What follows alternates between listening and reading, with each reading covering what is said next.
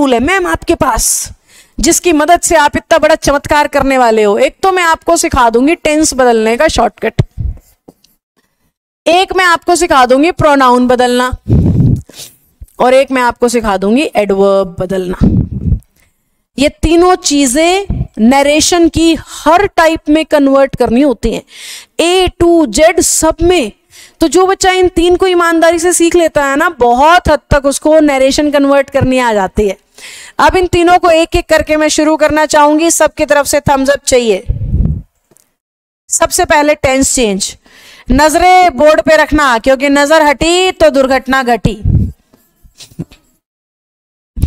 Tense change in narration, मैं इसका सीधा शॉर्टकट लिखूंगी, ध्यान दीजिएगा। चाहे आपको टेंस बिल्कुल भी नहीं आता फिर भी आपको ये चेंज समझ में आएगा।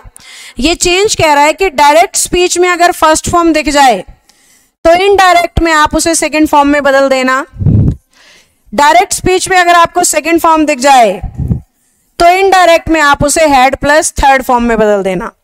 जहां जहां आप फर्स्ट फॉर्म को यूज कर रहे हैं सेकंड बनाते चलेंगे, और जहां जहां आप सेकंड फॉर्म को यूज कर रहे हैं आप हैड प्लस थर्ड फॉर्म बनाते हुए चलेंगे।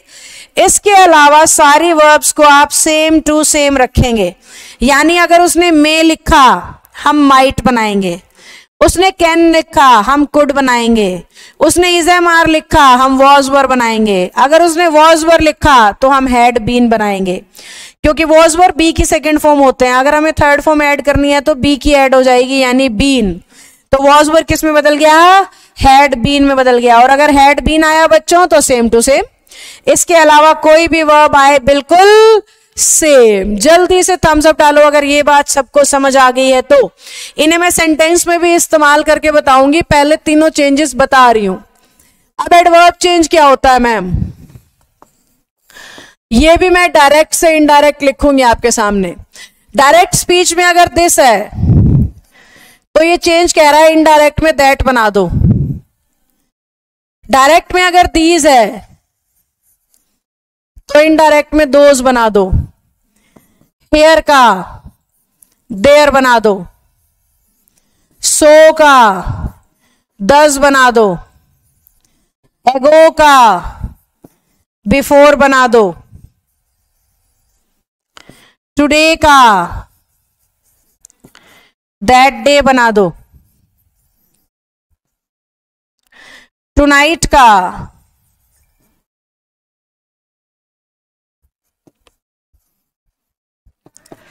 दैट नाइट बना दो, येस्टरडे का द प्रीवियस डे। इस तरफ लिख रही हूं, थोड़ा फॉन्ट छोटा कर रही हूं बच्चों, नहीं तो पूरा नहीं आएगा। येस्टरडे को हम लिखते हैं एक तो द डे बिफोर और लिखते हैं द प्रीवियस डे।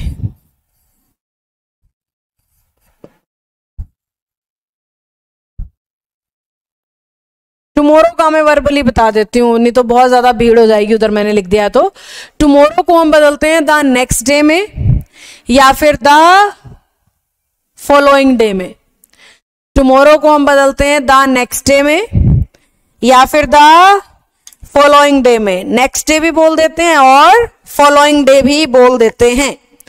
एक बार जल्दी से बताओ अगर ये दोनों चेंजेस सबको समझ आ गए हैं तो। एक तो हमने टेंस चेंज किया और एक हमने एडवर्ब चेंज किया। अगर दोनों आपको ठीक ठीक समझ आए हैं तो जल्दी से थम्स अप डालो बच्चों। अगर आपको दोनों चेंजेस ठीक ठीक समझ आ गए हैं तो जल्दी से थम्स अप डालो।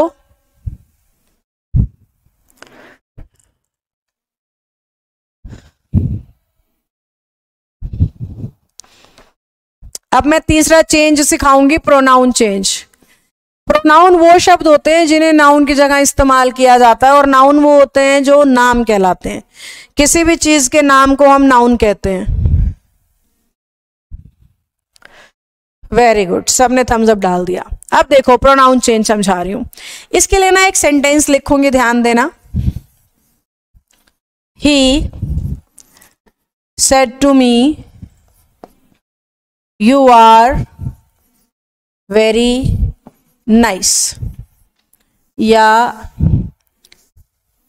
You will do it today. मैं एडवर्ब भी इंट्रोड्यूस करना चाहती थी बच्चों, इसलिए मैंने सिंपल सेंटेंस, सॉरी एक्सक्लेमेटरी नहीं आएगा, full stop comma, you will do it today. अब ये मैंने एक सेंटेंस बना दिया। अब ध्यान दीजिएगा बोर्ड पे, जो बात मैंने अब तक नहीं बताई थी।